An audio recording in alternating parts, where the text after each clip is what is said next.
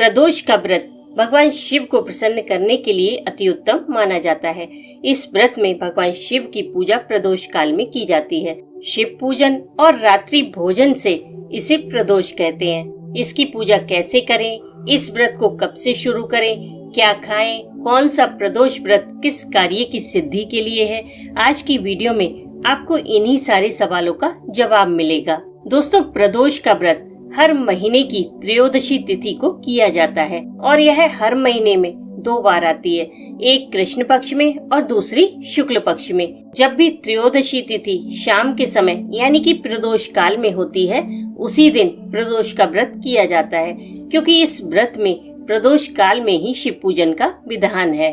प्रदोष व्रत भगवान शिव को प्रसन्न करके जीवन में सुख, समृद्धि और लक्ष्मी प्राप्ति करने का एक उत्तम व्रत है। अगर आप इसे निष्काम भावना से कर रहे हैं तो इसे कभी भी शुरू किया जा सकता है, बट अगर आपकी कोई कामना है तो इसे बार के हिसाब से शुरू करें, क्योंकि यह व्रत जिस बार को भी पड़ता है उसका महत्व अलग हो जाता है। अलग अलग कामनाओं की पूर्ति के लिए अलग अलग दिन से इस व्रत को प्रारंभ किया जाता है। जैसे कि अगर आपको जीवन में आरोग्यता की कामना है, आप बीमार हैं या घर में कोई और बीमार है, दवाइयों का असर नहीं हो रहा है, डॉक्टर्स भी परेशान हैं कि इलाज तो कर रहे हैं पर बात नहीं बन रही, तो क्या करें? ऐसे में आपको प्रदोष का व्रत पहली बार रविवार से धारण करना चाहिए। उसके बाद प्रत्येक प्रदोष का व्रत करें। धीरे धीरे आप देखेंगे कि दवाइयों का असर होने लगेगा। इसे रवि प्रदोष के नाम से जाना जाता है। अगर आपके जीवन में कर्ज का बोझ बहुत बढ़ गया है, आप उधार चुकाते चुकाते परेशान हैं, ऋण मोचन के लिए यदि आप करना चाहते हैं तो मंगलवार के दिन से प्रदोष का व्रत करना प्रारंभ करें। उसके बाद प्रत्येक प्रदोष का व्रत रहे, पर प्रारंभ आपको मंगलवार से करना है। इसे भौम प्रदोष के नाम से जाना जाता है। इसके बाद आप देखेंगे कि आपकी आय में वृद्धि होगी और कर्ज चुकाने के साधन बनेंगे। लेकिन उसके बाद आपको अपने सारे काम रोककर सबसे पहले कर्ज चुकाना होगा। अगर विवाह के लिए या सौभाग्य के लिए इस व्रत को करना चाहते हैं तो शुक्रवार से इस व्रत को करना प्रारंभ करें, फिर प्रत्येक प्रदोष का व्रत रहें। इससे आपके घर में सुख समृद्धि बढ़ेगी और विवाह में या वैवाहिक जीवन में आने वाली सभी समस्याएं दूर होंगी। इसे भृगु प्रदोष के नाम से जाना जाता है।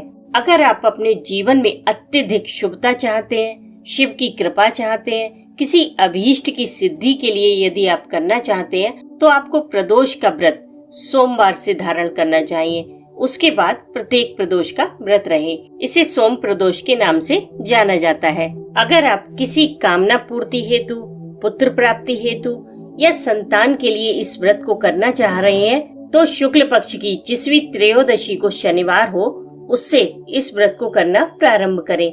इसे शनि प्रदोष के नाम से जाना जाता है। इसका बहुत ज्यादा महत्व है। इससे आपकी संतान संबंधी जितनी भी समस्याएं होंगी वो दूर होंगी। दोस्तों, प्रदोष व्रत की पूर्ण अवधि 21 वर्ष है, बट अगर समय या सामर्थ्य ना हो तो इसका उद्यापन किया जा सकता है। अब जानते हैं इसकी पूजा कैसे करें। तो व्रत के दिन सुबह सवेरे ब्रह्म मुहूर्त में उठे, प्रातः स्नान आदि करके व्रत का संकल्प ले।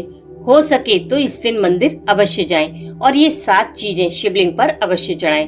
पहली, कपूर युक्त जल, दूसरी बेलपत्र या शमी पत्र, तीसरी काले तिल, चौथा आक का फूल या पत्ता, 5वीं भस्म, 6ठी दूर्वा और 7वीं अक्षत।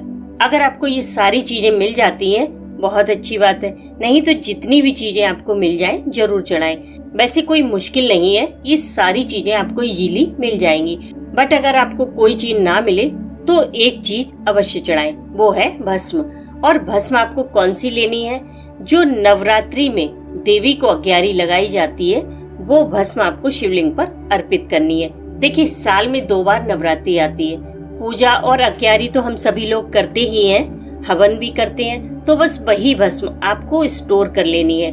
अगर इसे रोजाना शिवलिंग पर चढ़ाएंगे तो आपको अपने जीवन में बहुत जल्दी फर्क दिखाई देगा। व्रत के दिन सुबह सवेरे ब्रह्म मुहूर्त में उठे, शिव पार्वती का पूजन करें। शाम को मिट्टी का पार्थिव शिवलिंग बनाकर उसका पूजन करें। शिवलिंग बनाने के लिए आप किसी भी पीपल वृक्ष के नीचे से मिट्टी ले लें। अगर ना मिले तो आप अपने घर के ही किसी भी पवित्र पौधे के नीचे से मिट्टी निकाल लें, उसमें गंगाजल मिलाकर हाथ से चिकना करके जलाधारी बनाएं। उसके बाद उसके ऊपर शिवलिंग को स्थापित करें। शिवलिंग के ऊपर एक छोटी सी गोली अवश्य रखें, वो माँ पार्वती का स्वरूप होता है। फिर उसका पूजन करें। भगवान शिव के समक्ष एक दीपक जलाएं, फिर अभिषेक करें। अब अभिषेक आप कच्चे दूध से कर सकते हैं, पंचामृत से कर सकते हैं, या खाली जल से भी आप अभिषेक कर सकते हैं। फिर श्रद्धा से जो कुछ भी आपके पास है वो चढ़ाएं, जैसे बेल पत्र, शमी पत्र, तिल, फूल, अक्षत, दूर्वा, आक का फूल या पत्ता, जो कुछ भी आपके पास है वो चढ़ाएं। अगर नहीं है तो प्रेम से 1 लोटा जल भी पर्याप्त है। हाथ में अक्षत लेकर प्रदोष व्रत की कथा सुने, रुद्राष्टकम का पाठ करें। इस व्रत में आपको शिव मानस पूजा का पाठ जरूर करें, क्योंकि अगर व्रत में हमसे कोई गलती हो जाती है या कोई भी चीज चढ़ाने से रह जाती है, हम भूल जाते हैं, तो वो शिव मानस पूजा से पूरी हो जाती है। अब बात करते हैं कि इस व्रत में क्या खाएं। तो इस व्रत में मीठा भोजन किया जाता है, वो भी रात में पूजा करने के बाद। दिन में आप फल खा सकते हैं, दूध या चाय ले सकते हैं, लेकिन रात को आप मीठे दही से पराठा या पूड़ी खाएं। बट अगर आप नमक के बिना नहीं रह सकते तो सेंधा नमक का प्रयोग करें। उस समय आप अन्न बिल्कुल ना खाएं, केवल फलाहार और एक समय कुटू का भोजन करें। ठीक है।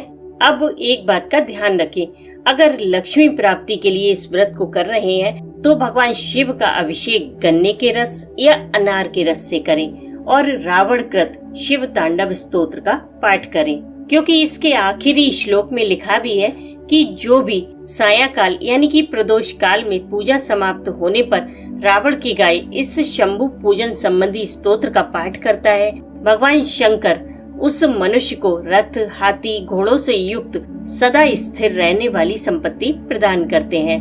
दोस्तों, अगर पूरी श्रद्धा से किया जाए तो भगवान शिव का ये प्रदोष व्रत व्यक्ति को फर्श से अर्श तक पहुंचाने की ताकत रखता है।